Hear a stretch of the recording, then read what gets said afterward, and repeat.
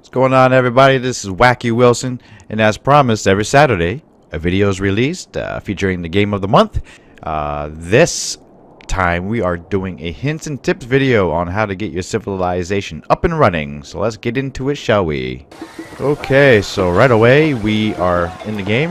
Turn 1, 4000 BC, and we have a settler right here, just waiting to set up. And they've traveled far and wide to find this little area for us, seems. And the first thing you want to do as a new player is just look around what you have available to you. You have different resources, like bonus resources, to give you more yields for food. Strategic resources, which helps with building units. So you got these nearby horses, good for like cavalry, scouting. And a luxury resource, which helps your citizens become happy or stay happy. And another bonus resource which requires mining. And then we got wheat. And food helps your citizens grow. They help their population grow. These waters or these rivers will help housing from the get-go. So if you find your settlement near this river, you get +3 housing. And if you click on settler with the left mouse button, you'll see that the water availability guide, according to where I'm at, is +3. Fresh water is nearby. You can click this little map option called Show Yield Icons, and it will show you the yields. Alright, so we're going to settle. It's a little dark on our screen, as you can see, because there is a day and night cycle. So we're going to find our city. Found city. Rakidet.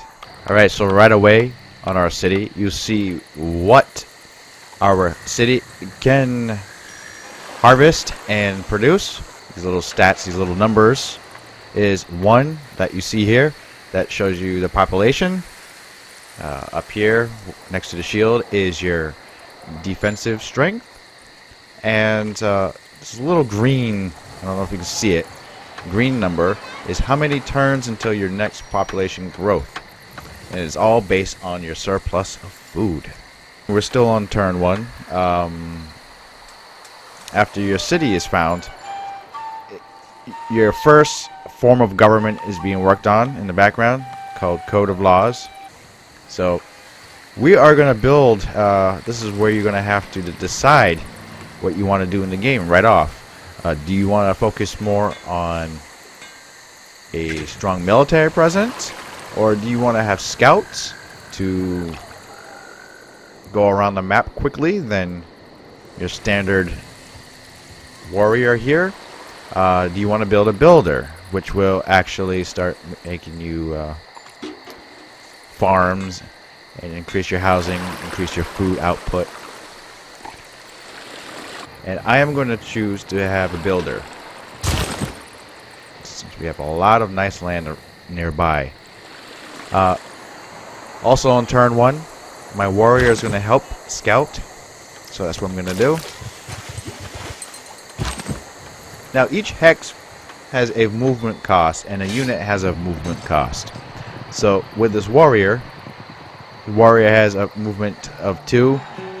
These hexes here, this has a movement cost of 1. So once I finish that, I have depleted my move speed. That one cost 1, and this one cost 1, so that depleted my movement.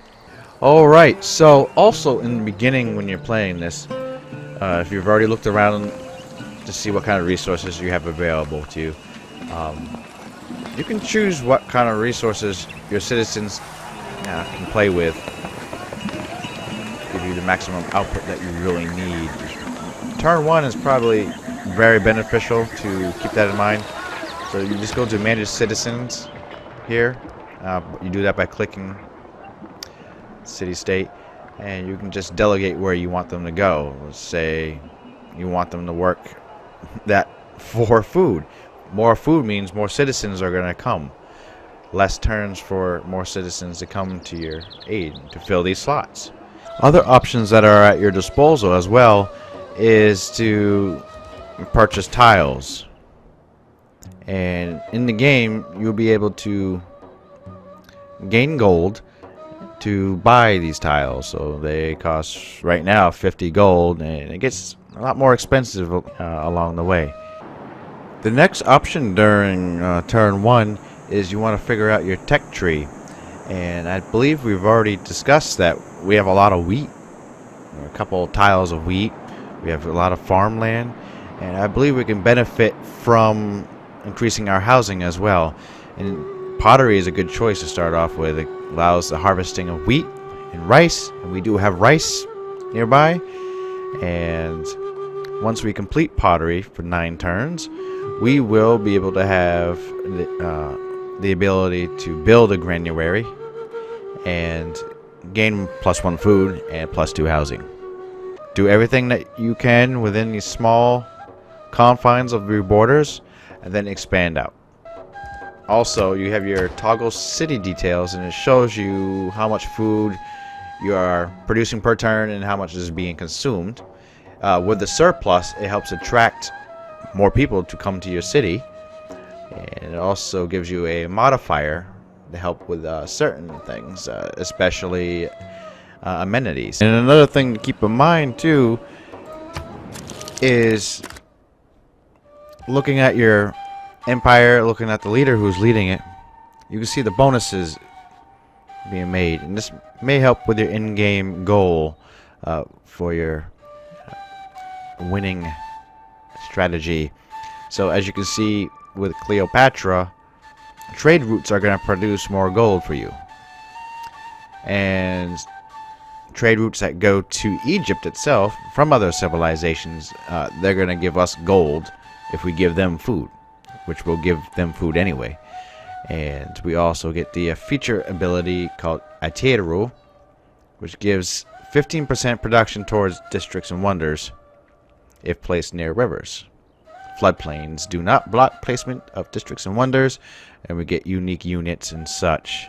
If you look at the world rankings within the world, you'll see the rankings for the certain type of winning scenario. So if you want to beat the game with religion, domination, culture, science, or just a score, you can use that features that your leaders have to be successful. So gold could help with religion, gold could help with domination.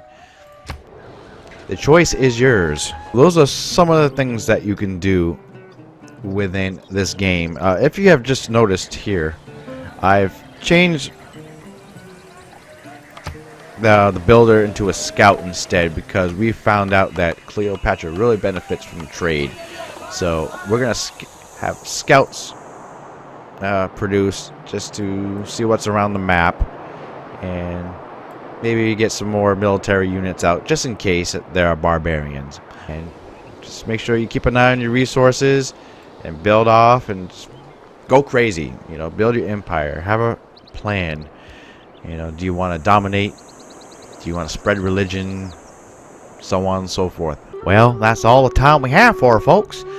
Thank you for coming by to see what happens during turn 1 and how to give yourself a nice little foundation here in Civilization 6 here. And you know, it really ain't that bad. You know, it's a really fun game. We got about a couple more weeks, guys, so the last video will definitely be a review. It's going to be a short one. Stay tuned on Saturdays. You'll see a video come out every Saturday. I don't have a dedicated time right now, but we'll fix that. Leave a comment. You know, how do you like the game? How do you like the video? If this is your first time on the channel, please like and subscribe. Thank you very much, people.